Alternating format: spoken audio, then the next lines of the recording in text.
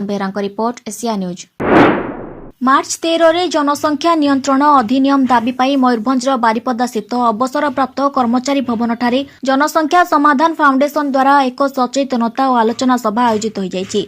संगठन राष्ट्रीय अध्यक्ष अनिल चौधरी जोगदे वक्तव्य कहले कि अत्यधिक मात्रा रे बढ़ुतिबा जनसंख्या पाई अति शीघ्र जनसंख्या नियंत्रण आईन न बनाइले भारत में गृहयुद्ध हो पारे। एही परिप्रेक्षी संगठन तरफ अधिक थर सांसद और विधायक महामहिम राष्ट्रपति महोदय को भेटी ए विषय अवगत सहित सम्मति प्राप्ति करिसंती। राष्ट्रीय संयोजक राष्ट्रीय उपाध्यक्ष विनय हिंदू और धर्मेन्द्र धामाजी कहले कि अत्यधिक जनसंख्या बढ़िबा जोगु देश में बेरोजगारी, अशिक्षा, खाद्य अभाव और अपराध क्रमागत भाव में वृद्धि पाइबारे लागिछि, जार फलस्वरूप देश एक विकटाल समस्या आड़कू आगेछि। यार समाधान पाई देश को सशक्त आईन एकांत आवश्यक रही, जहाँ संस्था 5 मास धरी प्रचार और प्रसार कर चली। जनसंख्या समाधान फाउंडेशन अखिल भारत संयोजक और ओडिशा प्रभारी श्री किशन परिडाजी सूचना देले कि राष्ट्रीय स्वयंसेवक संघर राष्ट्रीय कार्यकारिणी सदस्य तथा राष्ट्रीय मुसलमान मंचर अध्यक्ष इंद्रेश कुमार जी एवं केंद्र मंत्री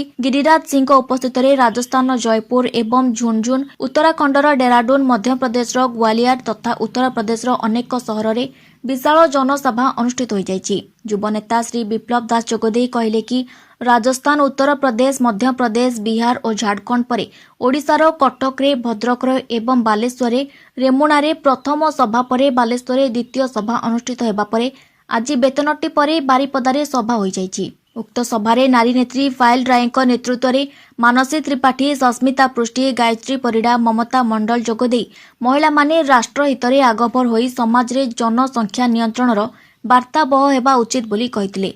अन्यमानक मध्यरे ज्ञानरंजन जेना, विश्वेश्वर त्रिपाठी, विजय दास, निरंजन दास, अक्षय महांती, शैलश्री कुमार गिरी, सुब्रत मुखी, अक्षय अभिषेक नायक, कार्तिक नायक प्रभृति जोगदे ए कार्यक्रम को सफल करथिले। मयूरभंजरू राजीव लोचन बेहराଙ୍କ report Asia news. Bhawanipatna Kalahandi जिला